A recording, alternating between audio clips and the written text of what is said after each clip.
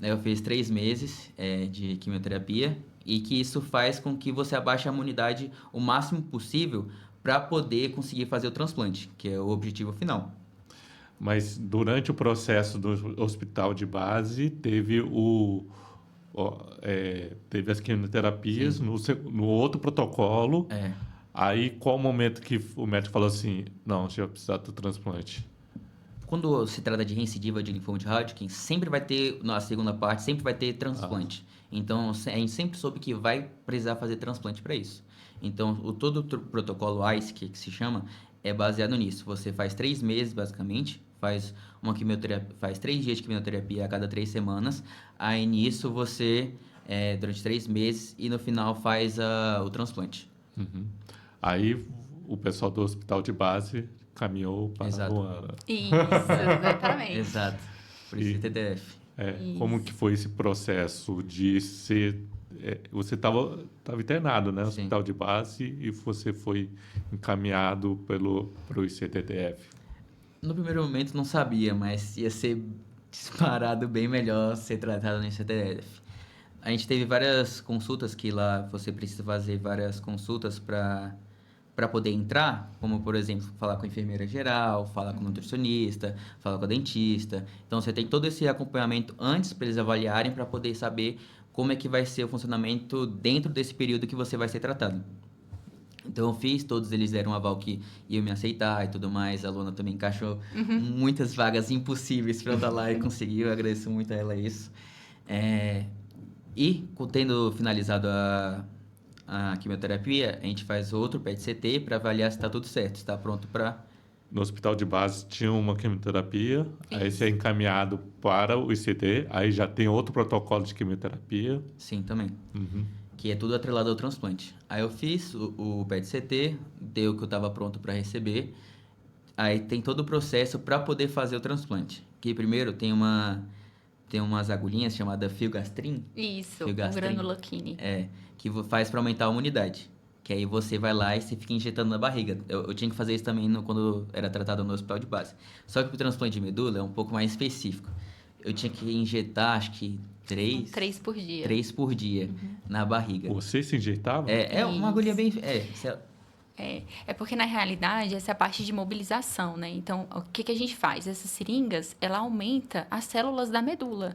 Então, partindo do pressuposto que o Marco, por exemplo, tinha feito as químios, que a doença estava parada, em remissão, né? Que ela estava paradinha, a gente multiplica a medula boa, que ele já tem, que ele já possui. Porque continua com células boas ali dentro do osso, né? E aí, eu sempre explico para eles assim, ó, essa seringa aqui você vai tomar, vai injetar e ela vai multiplicar a sua medula de uma forma que ela vai sair de dentro do osso, literalmente, e passar para a corrente sanguínea. Então, em 5 dias, a gente consegue esse processo.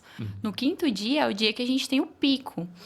No hospital de base, ele fazia essa seringa, mas era uma pós-quimioterapia para recuperar a medula. Então, primeiro a gente machuca ela com a quimioterapia, né? Que a quimioterapia danifica muito.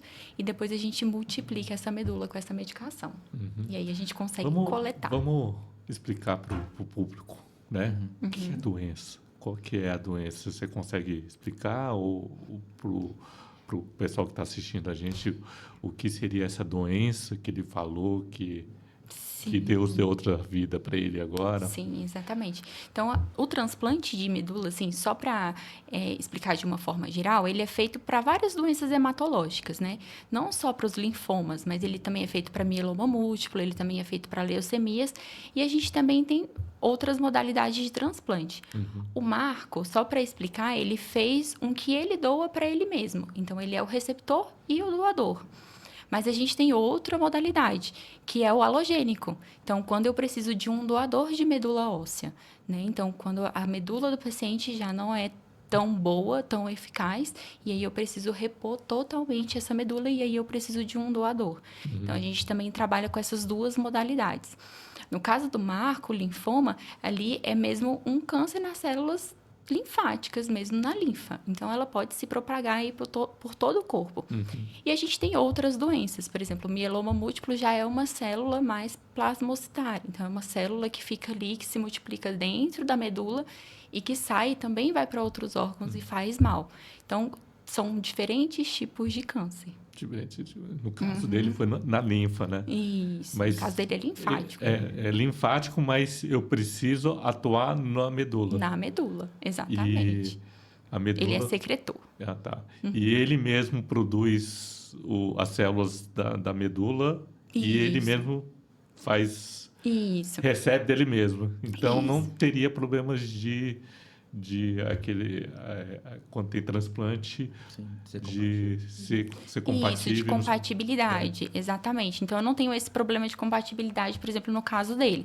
Já se fosse um halogênico, aí eu teria que ter a compatibilidade. Teste, então. Exatamente. No caso de halogênico, pode ser tanto aparentado de um parente, ali, um pai, uma mãe, um irmão, ou não aparentado, que é quando eu vou para os bancos, né? Que hoje a gente tem o Redome, que é o nosso banco nacional ali de medula. E, assim, vamos explicar de novo para o pessoal que está assistindo a gente.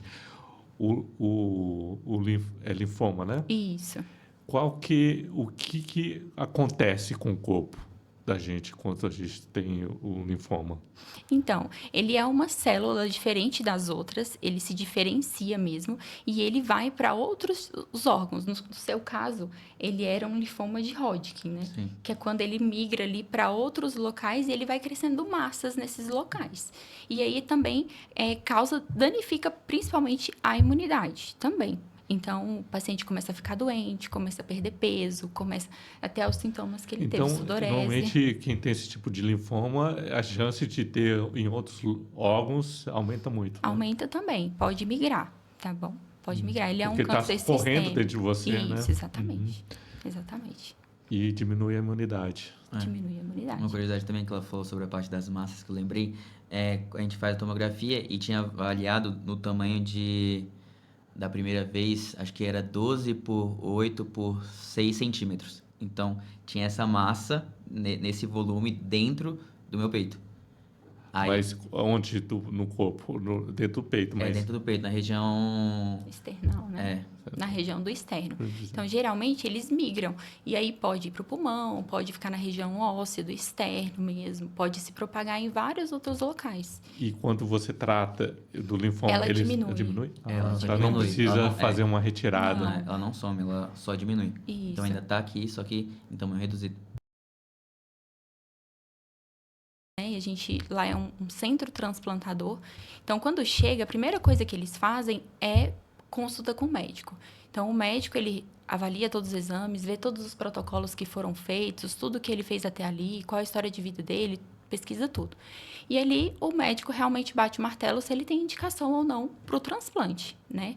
Feita essa parte, aí eu já começo a acompanhar. Então, foi indicado para o transplante, eu já coloco ali numa lista que eu tenho, que é uma lista de transplante de medula, e ali eu já começo a pedir os exames pré-transplante, que são basicamente exames de laboratório comuns, ecocardiograma, que é um exame do coração para a gente avaliar as funções cardíacas desse paciente. E aí eu também já marco as equipes multidisciplinares, que é o que o Marco falou, que ele passou por todas as avaliações, né? Então, a gente marca nutrição, a gente marca odontologia para ver se está tudo bem na parte dos dentes, né? A gente marca também psicologia, que é uma parte muito, muito importante. Então, vocês que cuidam dele. Fala assim, olha, Marcos, vai ali, vai ali. Então, ele passa por todo mundo, por todas essas avaliações. E aí, todo mundo tem que liberar, porque é uma questão mesmo, assim, o transplante, a gente tem que ter uma visão muito macro, né? Então, como é que esse paciente vai ficar depois? Então, se esse paciente, por exemplo, transplanta medula, se ele vai para casa e ele tem um ambiente que não é favorável, que ele vai ficar com a imunidade baixa durante um período, e eu devolvo ele para uma casa que não é boa, ou devolvo ele, né, de uma forma que não é muito boa, esse paciente vai sofrer lá na frente. Então, se ele entra com uma pendência odontológica, isso pode agudizar lá dentro da internação, né? Então, tudo isso é avaliado e é solucionado antes dele entrar para o transplante, né? Então, todos os exames são feitos. E aí, todo mundo liberou, eu já consigo programar ele para fazer a internação e já para começar essa parte do transplante. Então, a gente faz uma reunião, senta toda a equipe e a gente discute o caso dos pacientes, assim como o do Marco, né? E a gente discute o caso e aí os médicos falam, ó, vamos programar para essa semana. E aí é quando eu convoco e aí eu falo, Marco, vamos começar as seringas, né? E aí a gente começa a aplicação do filgastrin e o granuloquine durante 5 dias para a gente coletar essa medula. O que seria esse... O filgastrin é o que multiplica a medula. Então, é aquele multiplicador. Então, a gente aplica, ele é subcutâneo, eu entrego para o paciente mais ou menos... Esse que é da barriga. Isso. Então, a gente entrega para o paciente mais ou menos umas 15 seringas e ele aplica durante 5 dias. 3 por dia. Geralmente é 2 pela manhã e 1 à noite. Eu não entendi por que tem que ser ele. Porque geralmente eles fazem em casa. É uma coisa muito simples. Então, eles não precisam ficar internados ou indo em hospital dia. Não, ele está em casa. Então, eu entrego para ele, ensino como que ele aplica, né? E ele faz isso em casa. Então, ele pode, né, ficar no conforto de casa, não precisa ficar internado, nem nada. Mas provavelmente ele estaria lá quase todo dia, ou não? Não, geralmente eu entrego as seringas, ele só volta no 5º dia mesmo para coletar essa medula. Esse antes de conversar com a equipe multidisciplinar. Isso, esse antes, geralmente eu marco tudo num dia só. Geralmente eu marco para ir já direto e passar por todo mundo. Então, esse intervalo do hospital de base ou de outro centro médico é curto, né? Muito curto. É bem curtinho. Geralmente eu tento... Para todos os transplantes ou só... Tem alguns pacientes que geralmente geram muita pendência, né? Então, como eu falei, às vezes a gente vai avaliar um paciente e ele tem uma pendência odontológica, por exemplo, e aí ele precisa solucionar isso. Então, eu encaminho ele para atenção básica até ele solucionar. Então, pacientes que demoram mais. Ou alguma pendência mesmo psicológica. Tô esperando um pai vir, tô esperando a mãe, alguém, e aí isso vai atrasando mesmo o transplante. Mas, de forma geral, como foi o do Marco, é muito tranquilo, assim, e ele tinha uma rede de apoio muito boa. Sim. Então, é uma coisa que é importante a gente falar, que a rede de apoio também influencia muito, né? Quem vai ficar com ele, né? Até por uma questão, assim, de conversar, de ter alguém conhecido, né? De ter alguém ali também com ele. E nesse período, o Marcos não faz nada, só em casa. Não posso correr risco de ficar doente, porque nesse momento é onde eu tenho a menor imunidade possível. Isso. Então, eu sempre oriento os pacientes assim... Entrou para o transplante, é evitar mesmo sair. Até com a sua família, né? Acho que ter o contato direto, assim. Ter contato com pessoas doentes de jeito nenhum, né? Então, se tiver doente, por exemplo, com gripe, algum sintoma gripal, a gente segura um pouco mais o transplante, atrasa mais um pouco, porque ele precisa entrar completamente saudável. Porque, assim, saudável para fazer o transplante, porque a gente precisa que ele esteja bem para tirar completamente a imunidade. Passou 5 dias, aí você vai para o CTTF, faz a coleta. Isso já estava lá. Na verdade, eu tive, antes desses 5 dias, no dia anterior, eu tive que fazer a implantação do catéter. A passagem do catéter, exatamente. Então, basicamente, ele faz um cortezinho aqui, acho que foi esse lado, aqui e outro aqui, e ele passa um tubinho para dentro do meu coração. Isso. Por quê? Para a gente coletar a medula, eu tenho uma máquina que chama máquina de aférese, que ela é como se fosse uma máquina de hemodiálise mesmo. Então, para ela puxar o sangue e selecionar essas células da medula que eu quero, que são as que saíram com as medicações, eu preciso que ele tenha um acesso calibroso, um acesso grosso. Né? Onde que tem? No coração. Exato. Então, as veias assim, próximas ao coração, né? E nessa região do pescoço, é onde a gente tem veias mais calibrosas. Então, geralmente, o Marco, ele faz um esquema quimioterápico mais longo do que os outros pacientes, né? Ele fez por conta do linfoma.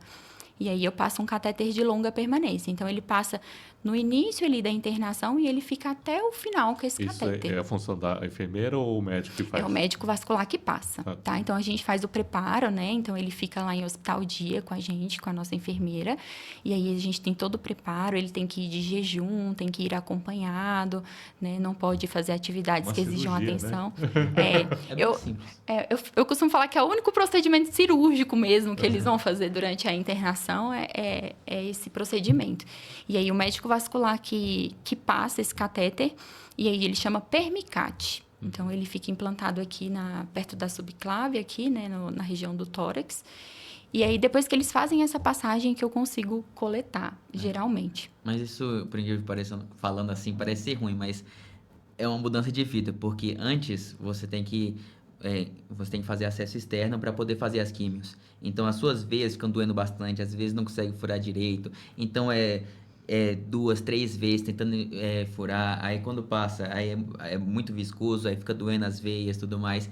E quando aqui você não sente basicamente nada. Você faz toda a químio também, faz toda a coleta, então você basicamente não sente nada mais. É só fazer aquela cirurgia que você não sente nada também, que você vai ser anestesiado e resolvido. Então realmente Não precisa cutucar, né? Não perde acesso, né? Exato. Então não tem aquela questão assim, porque também os pacientes que fazem quimioterapia, eles ficam com os acessos muito ruins, né? Então tem que furar o tempo todo para tirar um sangue, é muito ruim para o paciente, sentir muita dor. Então a gente acaba também fazendo o catéter por conta disso. E é também pelo catéter que faz o transplante, Sim. né?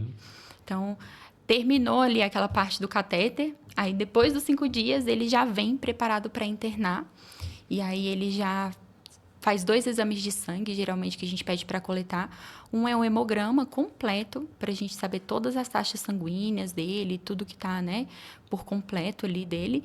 E aí, o outro chama CD34, que é o que vai me dizer se realmente a medicação fez efeito, se tem muita célula ali circulando na corrente sanguínea para eu conseguir coletar.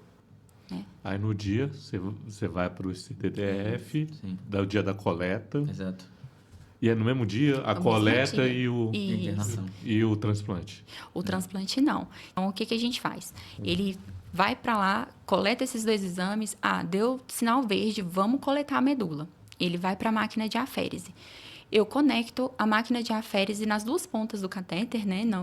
Não eu, mas a equipe da agência transfusional, né? Eles conectam. E aí, por um lado, ela puxa o sangue, processa esse sangue, ele vai para uma bolsa, como se fosse uma bolsa mesmo.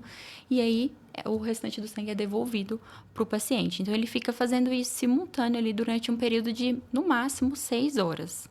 Se tiver muita célula, eu consigo ter menos tempo de máquina. Se tiver pouca célula, aí eu fico mais tempo ali na máquina. Então, geralmente, eles ficam à tarde. Eles chegam de manhãzinha, coletam esses exames e vai para a máquina à tarde. E fica à A tarde na célula de máquina. medula deve ser maior, né? Ou alguma coisa assim, para ele conseguir separar. Não, geralmente Separa a máquina como? é inteligente. Geralmente, assim, visivelmente é pela cor. Então, a agência transfusional, ela consegue ver pela cor ali se está coletando mais medula, menos medula. Geralmente, ela é mais rosada, mais vermelhada. Então, eles conseguem visivelmente, e a máquina também, ela é inteligente, ela consegue Separar. avisar, separar. Exatamente. Então, é uma máquina própria para isso. É uma máquina de aférese. E aí, depois que foi feita essa coleta, eu pego aquela medula, a gente leva ela para o hemocentro e criopreserva. Então, ela fica congelada, né? Numa solução lá no hemocentro. E aí, o Marco, no outro dia, ele descansa nesse dia, né? Nossa, normalmente, assim, eu fiz biologia. Normalmente, quando você congela, você quebra. Isso. A gente congela numa solução especial que chama DMSO. Então, ela é feita nessa solução e é aplicado nessa solução, né, a bolsa, e ela é criopreservada, assim. Então, ela Tipo, ela congela, mas ela não... Isso. Congela é um termo mais... resfria, ela né? Isso, ela fica Porque resfriada se fosse congelado, com essa solução. os cristais de gelo ia Exatamente. poder quebrar Exatamente, a isso célula. não é gelo, é essa solução de DMSO. Então, ela fica congelada nessa solução, assim, criopreservada nessa solução, né? E lá no hemocentro. E aí, o Marco fica já comigo lá na internação. No outro dia, a gente já começa um esquema quimioterápico. Então, o que a gente vai fazer com esse esquema quimioterápico? Matar toda a medula do Marco e matar o linfoma, né? Então, isso que a gente quer, né? Assustador, ao mesmo tempo, né? Vou matar toda a medula. Isso. Então, a gente tira toda a imunidade, né? Então, quando eu falo matar a medula, é literalmente isso. A gente elimina todas as células ali que tá em reprodução na medula, né? Toda a fábrica ali do sangue, a gente começa eliminando. E aí, é quando a gente Ele tem... fica oco? Não! Não, ele ainda tem sangue. A gente não elimina hemácia, nem nada disso. A gente elimina mais neutrófilos, basófilos, são células linfócitos, são células da imunidade. Então, a gente elimina... E o linfoma também, né? E mata as células do linfoma. Médicos, enfermeiros, nossa, ciência. Para ter uma base, o parâmetro normal eu acho que é 5.000 linfócitos no sangue, por miligrama, por mililitro do sangue. Mas o meu eu acho que ele chegou a 20. Então, normal para uma pessoa normal era 5.000 e o meu chegou a 20 depois dos 7 dias da quimioterapia.